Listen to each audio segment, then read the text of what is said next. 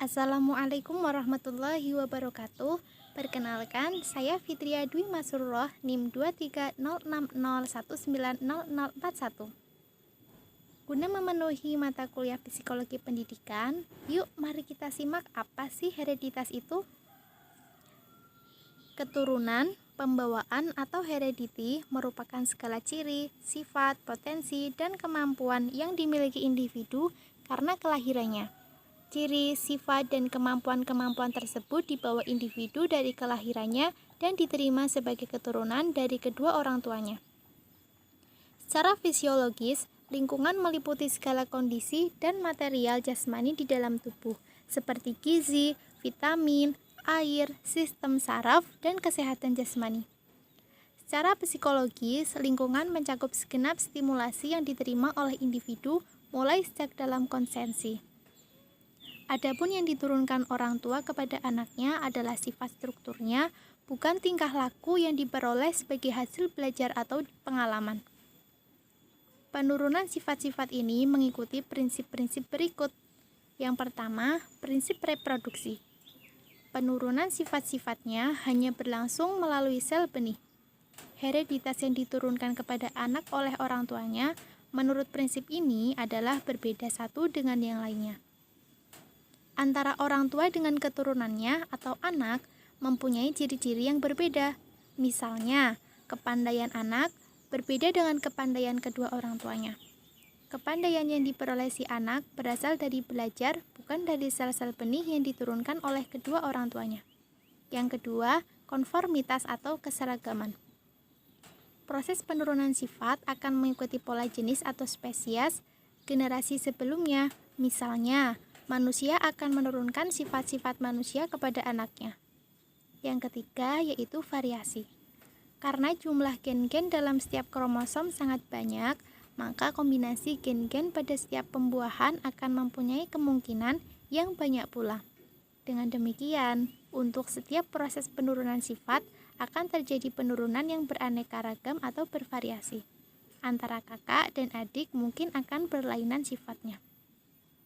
Yang keempat yaitu regresi filial, adalah bahwa sifat-sifat dari orang tua akan menghasilkan keturunan dengan kecenderungan pada sifat rata-rata pada umumnya.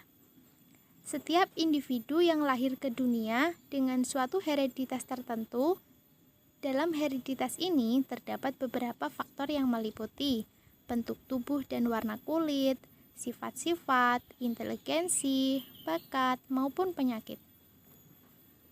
Lingkungan merupakan salah satu faktor yang mempengaruhi perbedaan individual. Daliono di sini mengartikan lingkungan tidak hanya berupa alam sekitar di luar diri individu, melainkan juga termasuk yang berada dalam diri individu. Secara fisiologis, lingkungan meliputi segala kondisi dan material jasmani di dalam tubuh, seperti gizi, vitamin, air, sistem saraf, dan kesehatan jasmani lainnya. Secara psikologis, lingkungan mencakup segenap stimulasi yang diterima oleh individu mulai sejak dalam konsensi. Kelahiran sampai matinya, stimulasi itu misalnya berupa sifat-sifat, perasaan, minat, emosi, dan kapasitas intelektual. Lingkungan sangat berperan dalam pertumbuhan dan perkembangan anak. Lingkungan adalah keluarga yang mengasuh dan membesarkan anak. Masyarakat tempat anak bergaul juga bermain sehari-hari dan keadaan sekitar dengan iklimnya, flora, dan faunanya. Besar kecilnya pengaruh lingkungan terhadap pertumbuhan dan perkembangannya bergantung pada keadaan lingkungan anak itu sendiri, serta jasmani dan rohaninya. Sebelum kita berbicara tentang hereditas dan pembawaan lebih baik, kita mengetahui apa sih pendidikan itu? Pendidikan adalah proses pemberian bekal kepada peserta didik sehingga peserta didik dapat dengan mudah bergaul dengan bermasyarakat dan dapat menciptakan kehidupan yang lebih baik. Berbicara tentang faktor hereditas atau bawaan dan lingkungan banyak menyimpan pertanyaan loh. Semisal, seberapa besarkah pengaruh antara faktor bawaan dan lingkungan terhadap pendidikan manusia?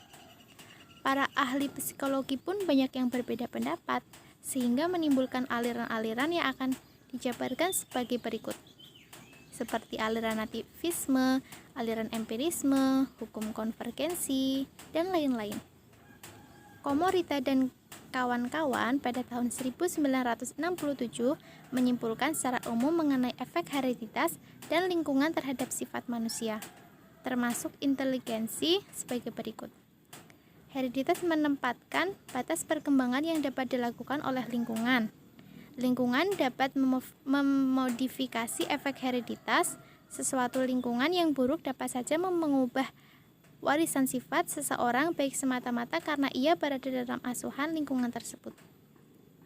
Tidak ada satupun karakteristik atau perilaku yang tidak ditentukan bersama oleh faktor lingkungan dan faktor keturunan. Dan yang terakhir, ada beberapa macam karakteristik yang lebih dipengaruhi oleh salah satu di antara faktor hereditas dan faktor keturunan. Faktor lingkungan tampak kurang berperan dalam pembentukan karakteristik fisik. Ada 3 faktor yang mempengaruhi perilaku individu. Yang pertama, faktor keturunan. Faktor keturunan di sini atau pembawaan atau heredity merupakan segala ciri, sifat, potensi DNA, kemampuan yang dimiliki individu yang dibawa kedua orang tuanya. Yang kedua yaitu faktor lingkungan.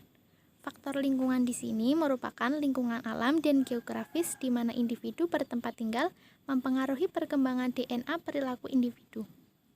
Yang ketiga yaitu interaksi antara pembawaan, lingkungan, dan kematangan pengaruh faktor pembawaan dan lingkungan terhadap perkembangan dan perilaku individu besarnya relatif, tergantung pada aspek-aspek tertentu. Peranan kedua faktor tersebut tetap ada, hanya saja pada suatu aspek tertentu, perkembangan suatu aspek merupakan hasil interaksi kedua faktor tersebut. Jadi kurang lebihnya seperti itulah heredity. Terima kasih karena telah menyimak pembicaraan santai pada hari ini. Semoga bermanfaat. Terima kasih. Wassalamualaikum warahmatullahi wabarakatuh.